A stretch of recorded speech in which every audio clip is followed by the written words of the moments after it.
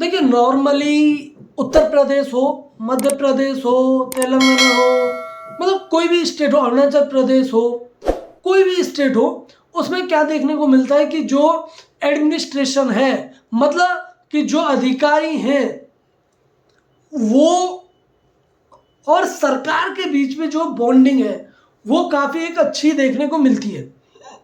क्यों? क्योंकि जो मंत्री हैं, मुख्यमंत्री हैं, जो राजनेता हैं उन सभी स्टेट्स के, कोई भी स्टेट हो, वो चाहते हैं कि जो है अधिकारियों के साथ मिलकर जो काम है वो किया जाए।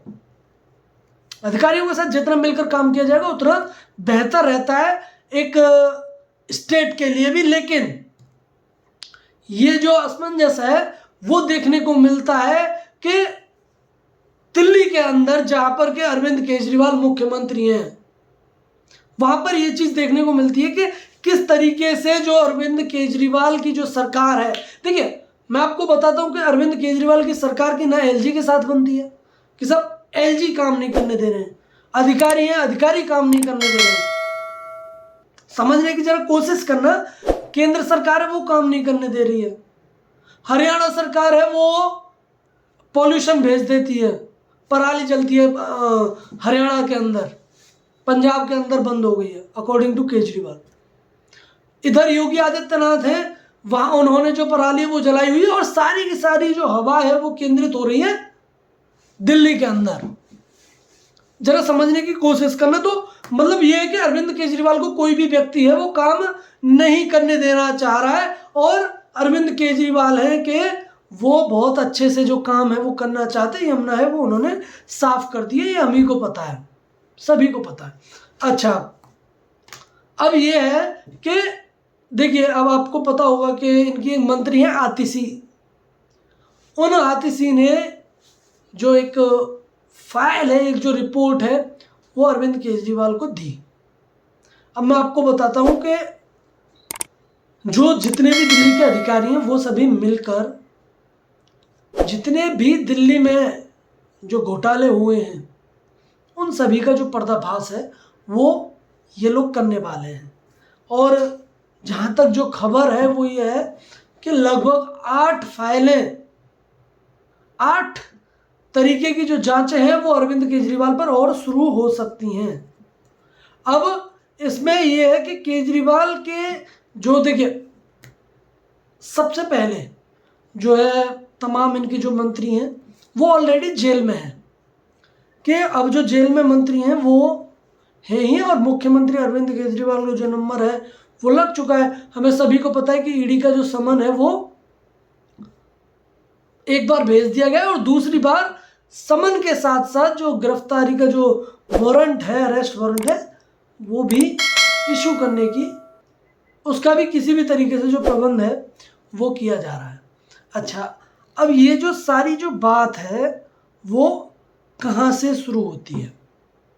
देखिए जब जो आपको याद होगा कि ट्रांसफ़र पोस्टिंग को लेकर जो दिल्ली से गवर्नमेंट का जो सर्विसेज बिल था उसमें ट्रांसफ़र पोस्टिंग को लेकर तमाम जो हाहाकार है वो मचा। अरविंद केजरीवाल जो तमाम जो ये मुख्यमंत्री हैं, विपक्ष में जितनी भी पार्टियां हैं, उनके अलग अलग जगहों पर जो भी मुख्यमंत्री हैं उनको लेकर जो बात है वो की जा रही है कि अरविंद केजरीवाल इन सभी के पास गए, वहाँ जाकर उन्होंने समर्थन मांगा कि जो ट्रांसफ़र पोस्टिंग है आप मेरी इसमें हेल्प करो। क्या ट्रांसफ़र पोस्टिंग है वो जो दिल्ली सरकार है उसी के अंडर होनी चाहिए, और राज्यसभा और लोकसभा में जो बिल है जो कि केंद्र सरकार लाना चाहती है उसे रोकने दीजिए। लेकिन बिल नहीं रुकता है, ये हमें सभी को पता है। ये जो ट्रांसफ़र पोस्टिंग का जो अधिकार था वो सुप्रीम कोर्ट ने दिया दिल्ली सरकार को कि आप जो है ट्रांसफ़र पोस्टिंग है वो दिल्ली सरकार करेगी जिस तरीके से वो चाहते हैं उस तरीके से। अच्छा, अब यहाँ पर जो सवाल है वो आता है कि दिल्ली सरकार में जो एक डिपार्टमेंट है विजिलेंस डिपार्टमेंट, जो कि तमाम जो काम है उन पर जो नज़र है वो रखता है। उसमें एक अधिकारी हैं राजशेखर। तो उन राजशेखर का जो ट्रांसफ़र करने का जैसे ही अरविंद केजरीवाल ने सोचा, क्यों, अच्छा, इन राजशेखर का जो ट्रांसफ़र है वो अरविंद केजरीवाल क्यों करना चाहते थे? क्योंकि तमाम जो घोटाले हैं वो सारे के सारे इन्हीं राजशेखर ने खोले हैं। यही राजशेखर हैं। देखिए, कहीं ना कहीं जो भी घोटालों की जो फाइल है वो एक ना एक बार विजिलेंस डिपार्टमेंट से जरूर जो है घूम कर ही गई है। इस तरीके की जो बातें हैं वो हमें सभी को पता है, और इसके बाद में केंद्र सरकार है वो अध्यादेश लाती है। क्योंकि कहीं ना कहीं जो कोई भी अरविंद केजरीवाल के जो इन घोटालों का जो पर्दाफाश जो भी कर रहा था, उसे किसी भी तरीके से उसके पद से जो ट्रांसफ़र है वो करने की कोशिश की जा रही थी। लेकिन अब फिलहाल जो है केंद्र सरकार कानून लाई, कानून पास हुआ, और अभी जो ट्रांसफ़र पोस्टिंग है वो सारी की सारी देखती है जो केंद्र सरकार है वो।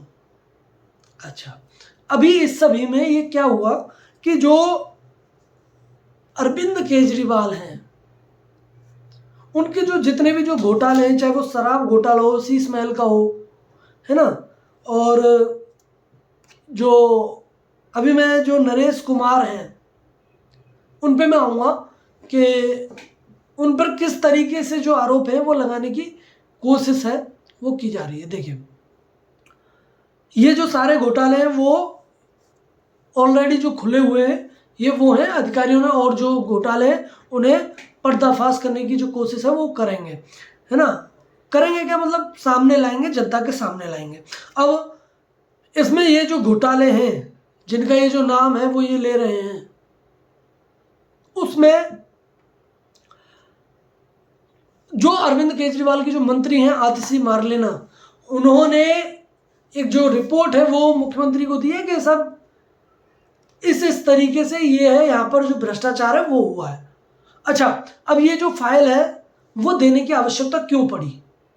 क्यों? क्योंकि अरविंद केजरीवाल के जो खिलाफ है वो तमाम जो आरोप हैं वो लगाए जा रहे हैं आम आदमी पार्टी के मंत्रियों के खिलाफ, और भी जो भी बड़े बड़े जो अधिकारी हैं उनके जो आम आदमी पार्टी के जो कार्यकर्ता हैं, ये मंत्री हो या फिर कोई भी हो, उनके खिलाफ में ये सारी चीज़ें लाई जा रही हैं। आखिर इन सभी चीज़ों को लेकर क्या कारण हो सकता है? क्या कारण है कि फिर ये जो है, देखिए, जितनी भी जांचें होती हैं वो ये जो एक व्यक्ति हैं नरेश कुमार, ये दिल्ली सरकार के अंदर सबसे बड़े अधिकारी हैं, सेक्रेटरी हैं। तो ये जो नरेश कुमार है इनके खिलाफ जो फाइल दी गई है उसके अंदर ये बताया गया है कि नरेश कुमार और नरेश कुमार के बेटे ने मिलकर जो घोटाला है वो किया है, जमीन का घोटाला। तो जितने भी केसेस हैं जो कि अरविंद केजरीवाल के खिलाफ खुले हुए हैं, अरविंद केजरीवाल के जितने भी केसेस में जांच चल रही है वो सभी की सारी इनके सिग्नेचर के द्वारा चल रही है। ये जो नरेश कुमार है इनके सिग्नेचर के द्वारा उनकी जो फाइलें हैं वो चल रही है। तो अभी ये कहीं ना कहीं ऐसा होता है कि भाई मेरे ऊपर कोई आरोप लगाया हुआ है, मैंने भी किसी और के ऊपर जो आरोप है वो लगा दिया, इस तरीके की जो बातें हैं वो की जाती हैं। भाई अपने आप को जो पाक साफ है वो भी दिखाना है अरविंद केजरीवाल को, कैसे दिखा पाएंगे? क्योंकि सब जिसके सिग्नेचर से मेरे ऊपर जांच चल रही है उसके ऊपर उल्टा जो आरोप है वो लगा दिया जाए, यही कोशिश की जा रही है नरेश कुमार के साथ। अच्छा, जिस जमीन घोटाले की ये बात करते मैं एक चीज जानना चाहता हूं कि जब तक वो जो express way, Dwarka express way नहीं बना था, मान लीजिए कि मैं आज जहां पर बैठा हूं वहां पर पहले खेत रहे होंगे, जमीनें रही होंगी, जो एक खेती योग्य जमीन होती है या फिर बिना खेती वाली जमीन हो सकती है। अब अगर इसी के साइड से अगर कोई एक्सप्रेस वे गुजर जाता है, और मैंने ये जो जमीन है वो तब की खरीदी हुई जब यहां पर एक्सप्रेस वे नहीं था, मतलब यहाँ पर एक्सप्रेस में नहीं था तब की खरीदी हुई है। और अगर आज आप इस जमीन का जो वैल्यूएशन है वो आज के हिसाब से करें तो कहीं ना कहीं भाई मैंने तो कम दामों में ही खरीदी होगी ऑब्वियसली। तो इस तरीके से जो उन्हें फंसाने की कोशिश है वो की जा रही है। और उसमें भी मैं आपको एक चीज बता दूं कि इसका भी जो पेमेंट है वो अभी तक जो कंपनी है वो उसे नहीं किया गया है।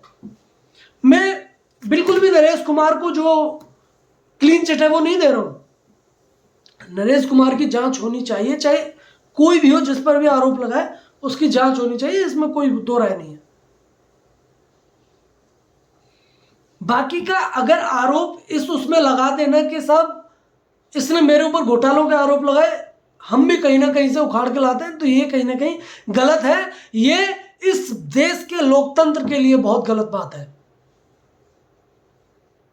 तो इन सभी चीजों पर जो विचार है वो करना आवश्यक है। आप लोगों को क्या सोचना है कि क्या ये जो अरविंद केजरीवाल ये जो आरोप लगा रहे हैं वो सही लगा रहे हैं, या फिर इसमें एक जो है वही उसी तरीके की बू आती है कि जो बदले की भावना है उसके खिलाफ ही ये जो एक्शन है वो लिया जा रहा है।